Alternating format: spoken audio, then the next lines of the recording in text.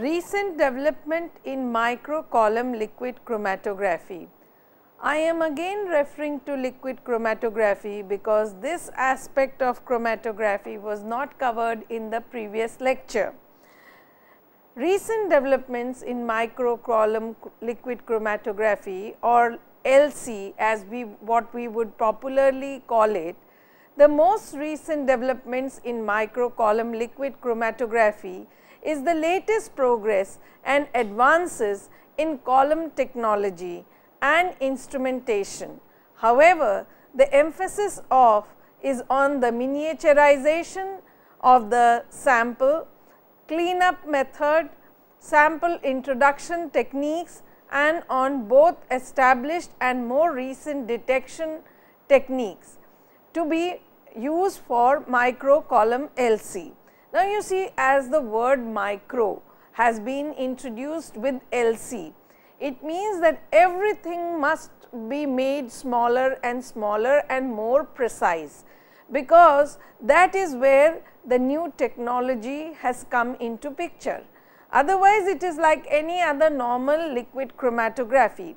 The hyphenation of miniaturized liquid chromatography columns with other techniques, especially on multi-dimensional chromatography, and the coupling of micro column LC to mass spectrometry is discussed in this lecture, and we will talk in details how this helps even the smallest of the smallest, and the trace quantities of analyte can also be analyzed on LC by simply miniaturizing it.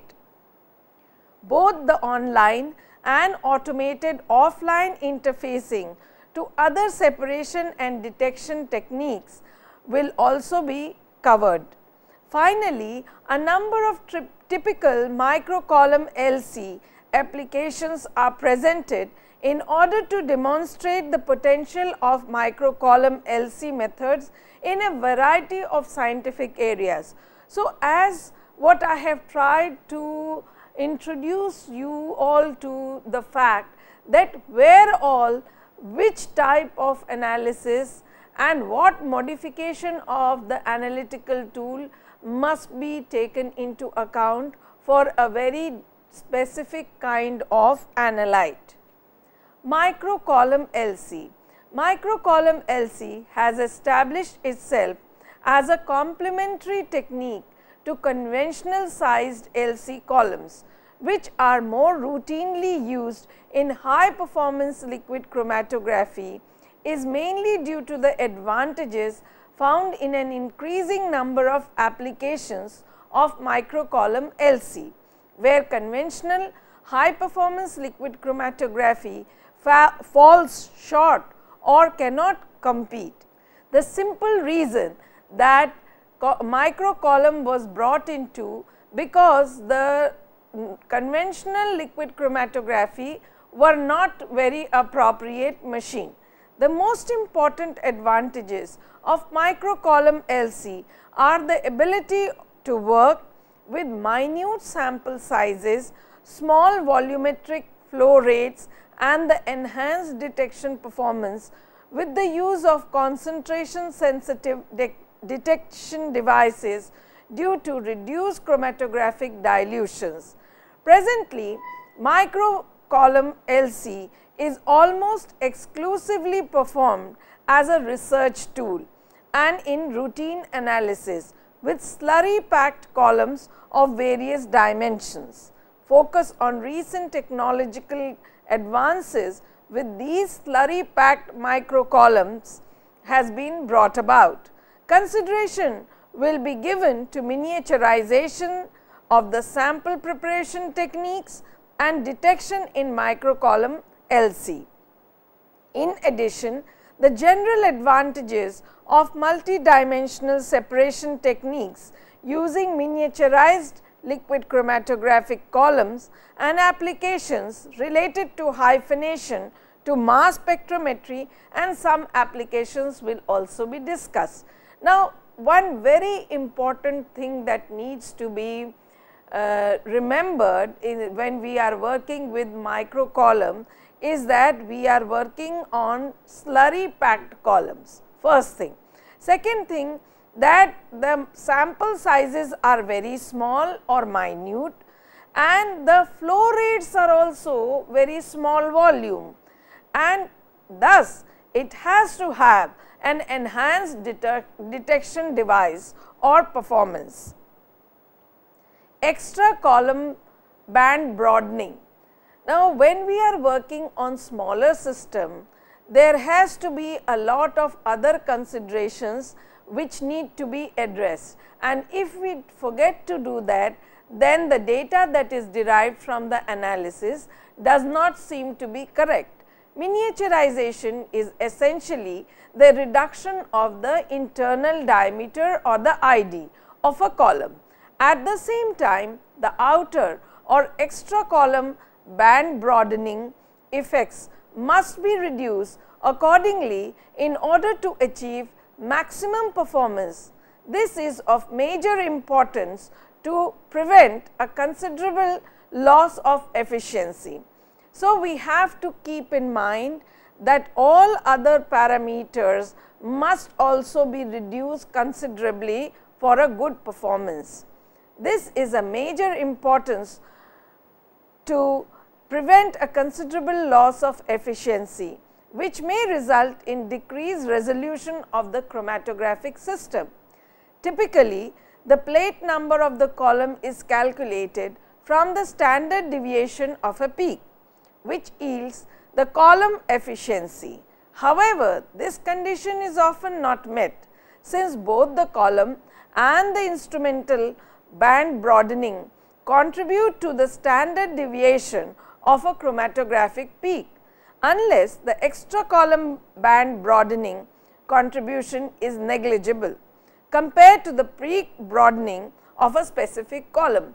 I have been talking about one very specific thing, and that is the peak, whether it is GC or HPLC, must be very sharp in order to represent one single compound.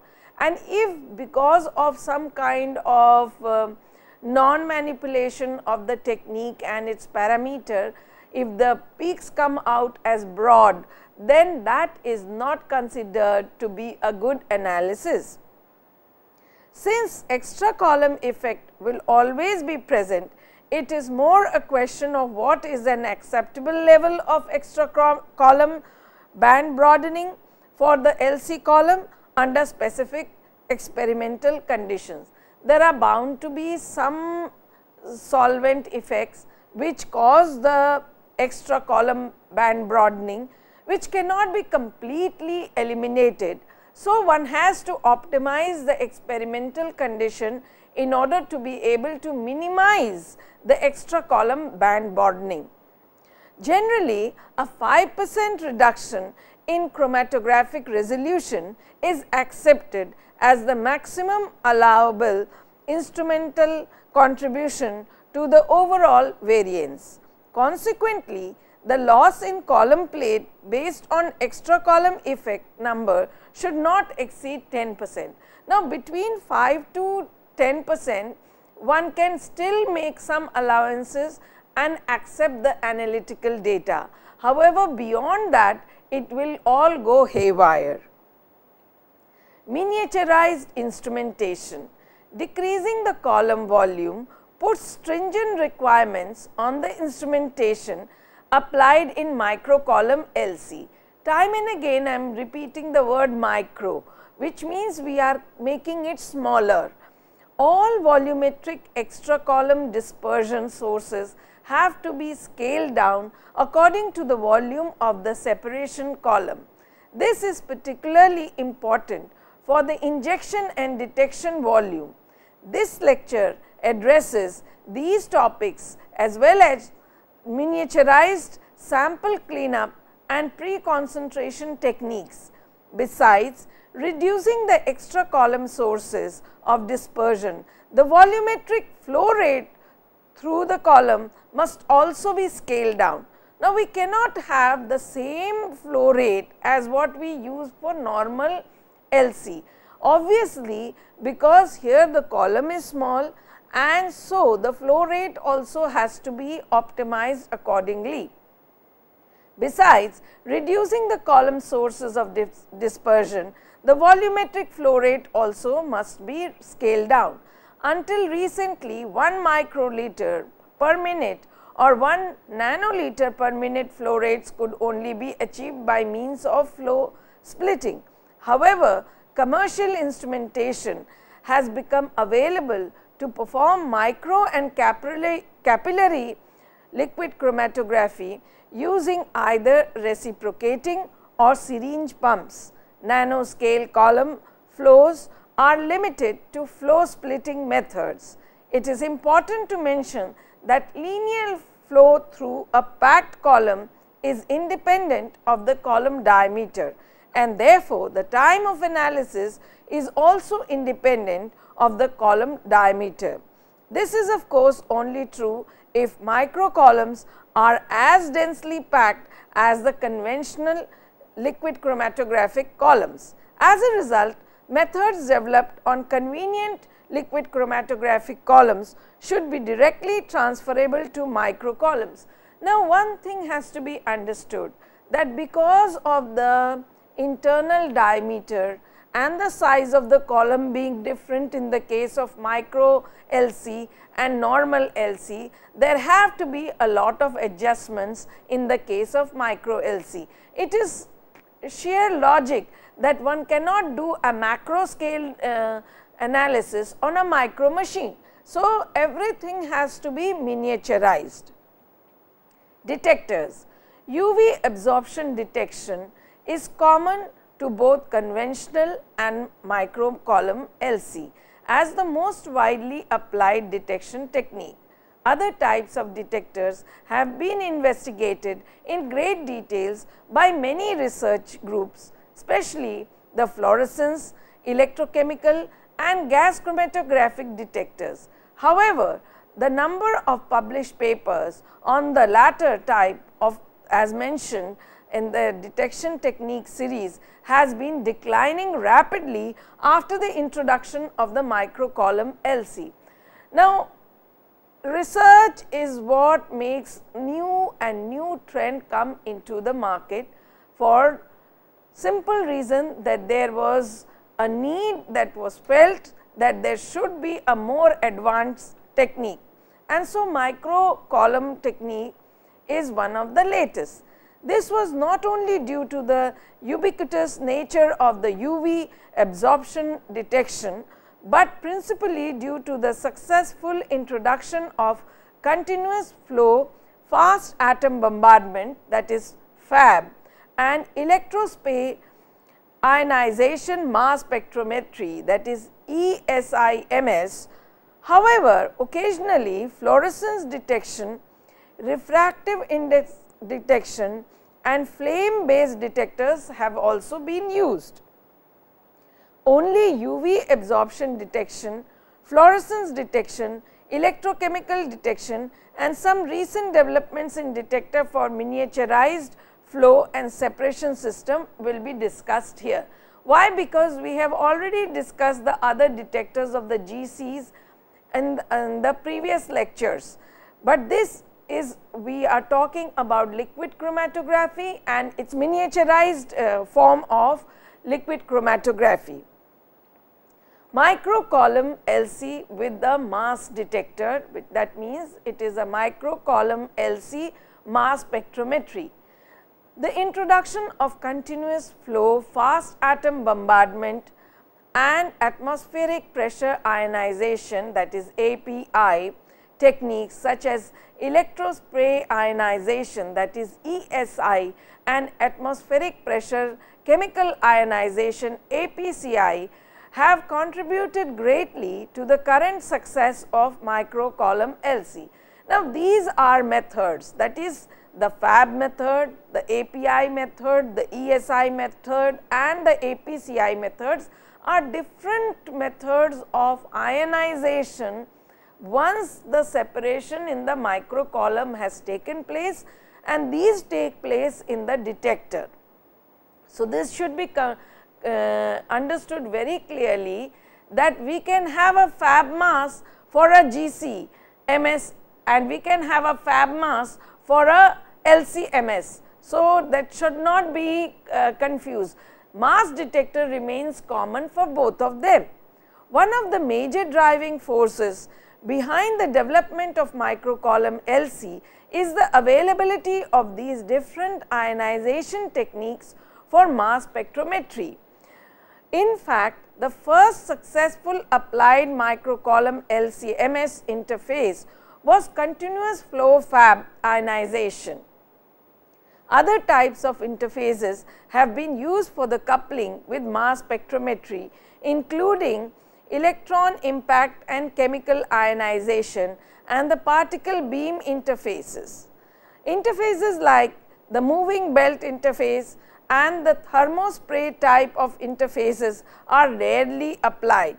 These types of interfaces and their use in microcolumn LC-MS have been mentioned very fleetingly. They are not very popular. Only atmospheric based interfaces and the recent developments in automated offline and online coupling of matrix assisted laser desorption ionization MALDI. Just a while ago I had mentioned about this in one of the lectures.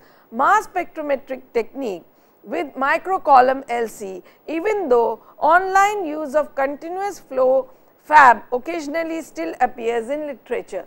So, now the latest trend has been, although it started from the continuous flow fab detector type of mass machine, but now the most common machine is the MALDI machine. Applications. Microwave column LC is applicable over a variety of different fields. Presently, its main application areas are bioanalysis, neuroscience and protein and peptide research, all in the biological system. Why? Because very trace quantities of analytes are available for analysis, and for that matter one big LC will not be a good idea, and therefore miniaturization or micro LC is the answer for such applications. Sample availability and mass spectrometric compatibility are the main reasons behind the continuous success. Other application areas are chiral separations and the analysis of industrial samples such as polymers and additives, and the quantitative analysis of pesticides by solid phase extraction capillary LC, that also has been reported many a times. Protein peptide research, how this analysis is carried out, I will give a little bit of detail, because for students of biotechnology and biochemistry and also microbiology, this will be of great interest to know where all they can use the micro LC. The number of applications that can be found in literature that concern the analysis of biological compounds are numerous. Among the best examples in terms of microcolumn LC can be found in the use of protein and peptide research, a method which isolated and identified proteins from two-dimensional gels by means of capillary LC and mass spectrometric analysis.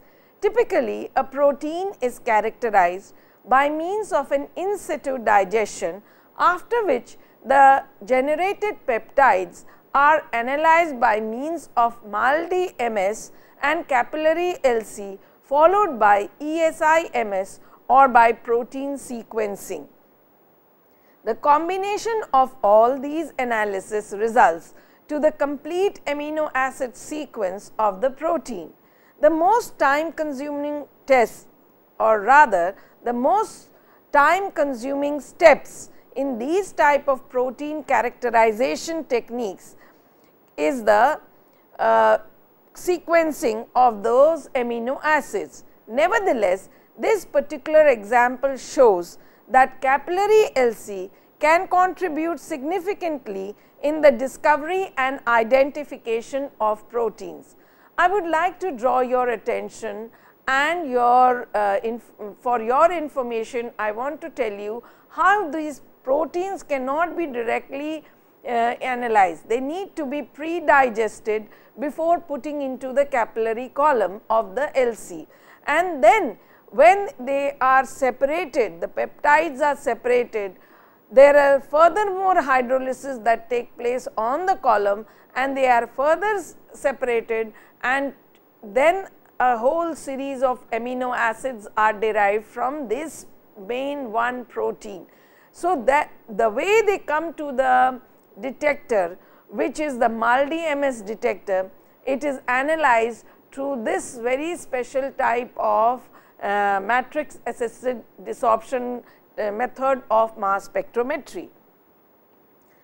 Similarly, in bioanalysis and neurosciences, online capillary LC interface with either continuous flow Fab-MS or ESI-MS. Now, you see there are two mass spectrometry. So, MS-MS, they are hyphenated as the name is showing, was applied for the detection of in vivo formed DNA adducts.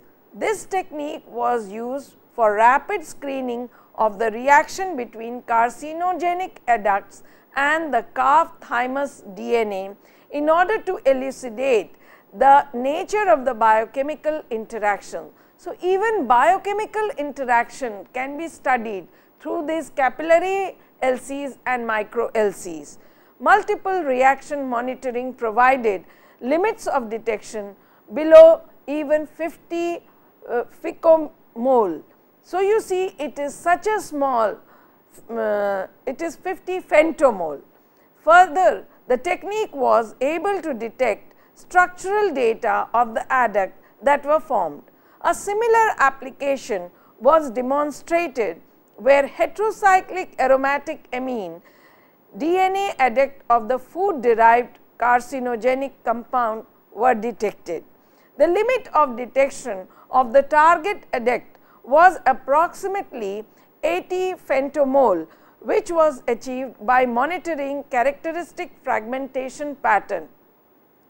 Femtomole is a very small molecular moiety, and you imagine that we were talking about the analysis of band amines yesterday, and these band amines, how they act as carcinogen has also been studied, because they interfere with the DNA material of the cell, and that is how the adduct of this amine and the DNA have been even identified, which have a molecular size of 80 femtomole.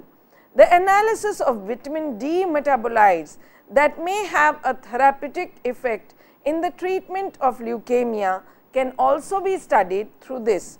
However, overdosage of this steroidal hormone can cause adverse side effects. Capillary LC, when it is tandem with MS, was employed to provide a high degree of sensitivity and selectivity at low levels. A derivatization step was introduced by reacting the vitamin D metabolites with 4-phenyl 1,2,4-triazolene 3,5-dione followed by continuous flow Fab for characterization. So, you see that vitamin D metabolite, when it is in small quantity, it has a therapeutic effect, but if this hormone is given in high doses, it can become a toxin, and so it is analyzed whether it has exceeded the limit or not through this reagent, which is 4-phenyl 1,2,4-triazolene 3,5-dione, so that it forms an adduct, and this adduct is very easily recognized by the MS continuous flow Fab method. Even chiral separations can be carried out on the micro LC. The chromatographic analysis of enantiomers is a rapidly growing research area. which has also been the subject of early microcolumn LC studies. Microcolumn LC is an applicable technique for enantiomeric separations, since it is possible to apply new types of stationary phases that are normally very costly, such as monoclonal antibodies and receptor proteins. Furthermore, the consumption of expensive stereoselective mobile phase additives is lower, and the chromatographic efficiency and selectivity is very high. Remember that the moment we miniaturize, we have an advantage that we are using lesser reagents for the separation process. It shows improved plate numbers and chromatographic separation factors on capillary LC columns.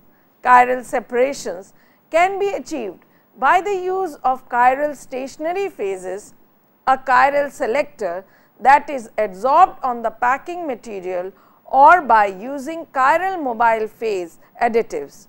For instance, Takichui and co-workers demonstrated the use of beta and gamma cyclodextrin as mobile phase additive for the separation of dense-silylated phenylalanine analogues and phosphate enantiomers with ordinary octadecyl silica as the reverse phase. Application of covalently bonded NN,3,5-dinitrobenzoyl derivatives of trans 1,2 diaminocyclohexane as the chiral selector was also done by other research group.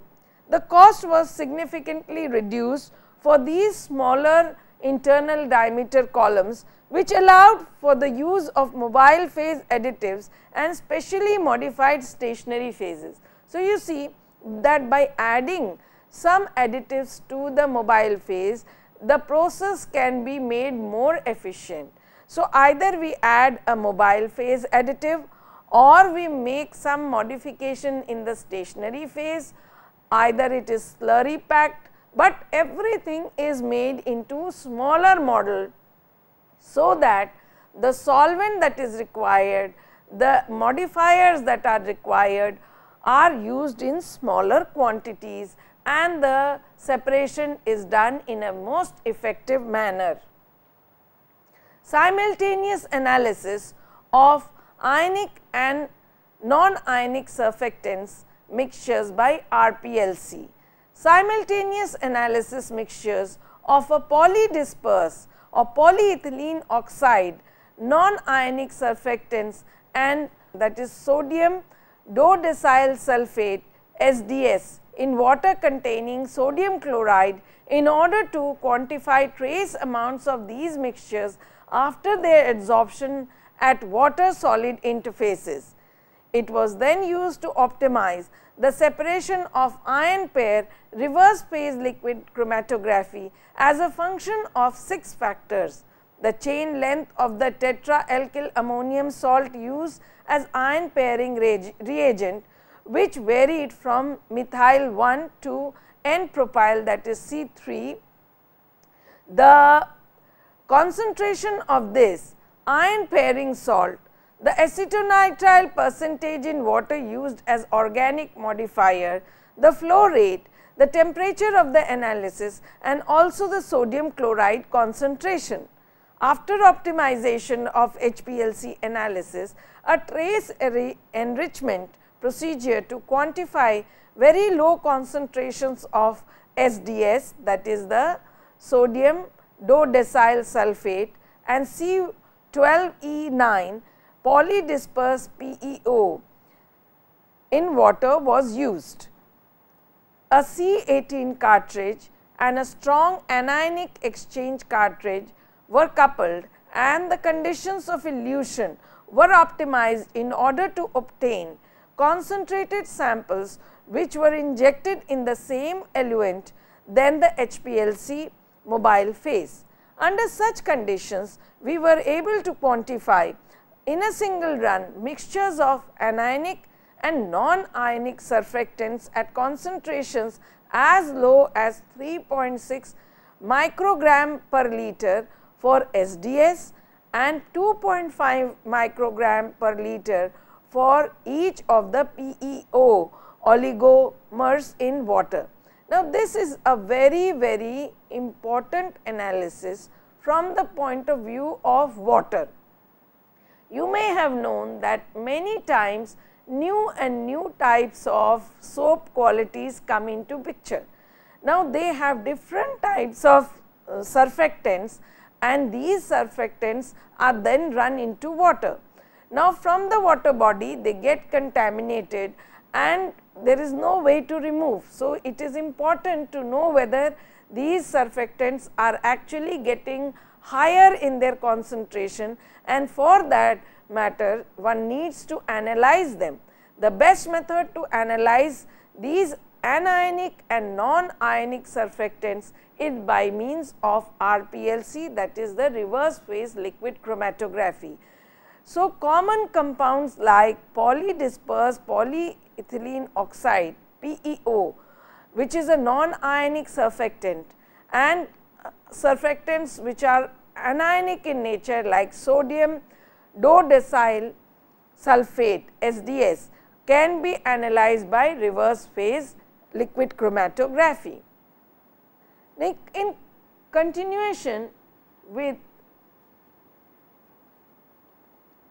simultaneous quantification of trace analysis of anionic and ionic surfactant mixture by reverse phase liquid chromatography, we continue to do this a little more in detail, because it is important to know what are the parameters that need to be taken into account.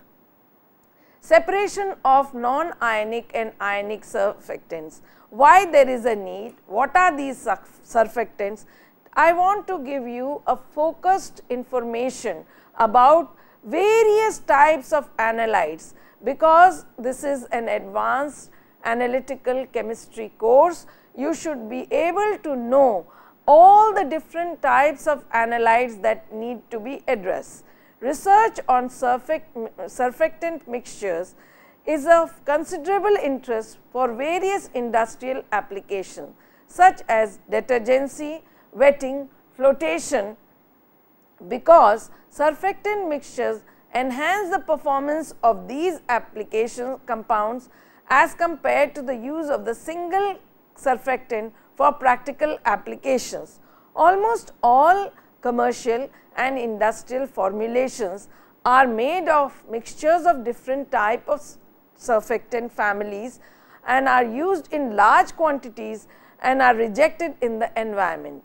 Just a while ago, I was telling you that how the water bodies are getting contaminated because these surfactants are run into the water and the environment is getting polluted, and different types of surfactants are being used by different companies, and not one variety but several combinations also they are using at times.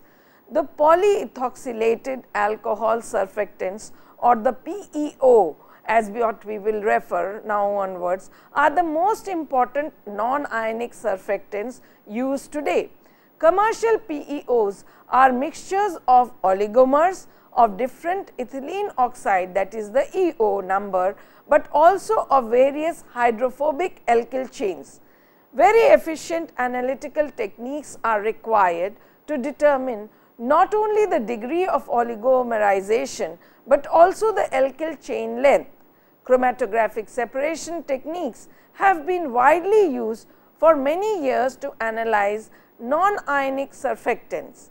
Gas chromatography and even special high temperature, that is HTGC, is not applicable for ethylene oxides with high degree of polymerization. So, as I was telling you that there is always a need of a new method to be developed, because the existing methods cannot cater to the needs and the environmental conditions and parameters that are required for various different kinds of analytes. Supercritical fluid chromatography have been investigated for non-ionic surfactant analysis using capillary columns or packed microcolumns. However, high performance liquid chromatography, that is the HPLC, seems to be the most efficient tool in the case of highly condensed chains in order to obtain total polymer characterization using normal phase conditions or reverse phase liquid chromatographic conditions, or it could also use ion exchange chromatography and sometimes even by mode of thin layer chromatography. Identification can be enhanced by thin layer chromatography. However, that is not one of the separating methods of substance, in the sense that one does not get a sample in hand to do further analysis on the spectroscopic machine. Analysis of surfactants. To simultaneously analyze mixtures of the polydispersed polyethylene oxide, that is the PEO, non-ionic surfactants and an anionic surfactant such as sodium dodecyl sulfate in water containing sodium chloride, in order to quantify trace amounts of these mixtures after their adsorption in water solid interfaces.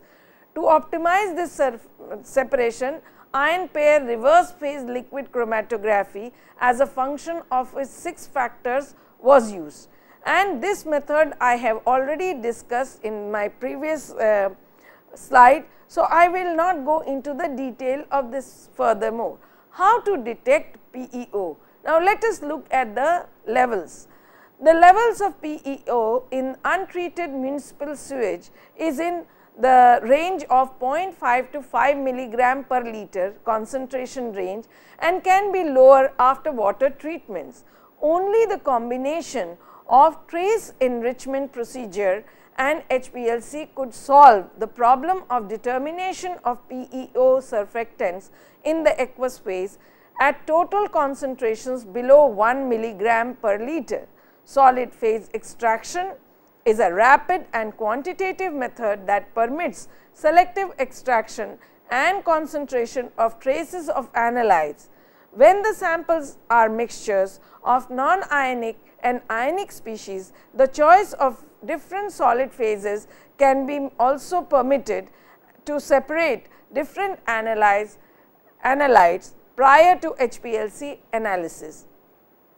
You have already learnt about the SP extraction method, which means that different types of solid phase extractors could be used for ionic and non-ionic surfactants, and then they are put into the this is of course the extraction method. Then they are put into the HPLC machine for further analysis, and therefore, it is possible to analyze the PEOs from the untreated municipal sewage very efficiently, although they are only in quantities as low as 0.5 to 5 milligram per liter. So, you see that there is a liquid chromatographic technique available specifically for the analysis of these polyethylene compounds, which are very notorious non-ionic surfactants.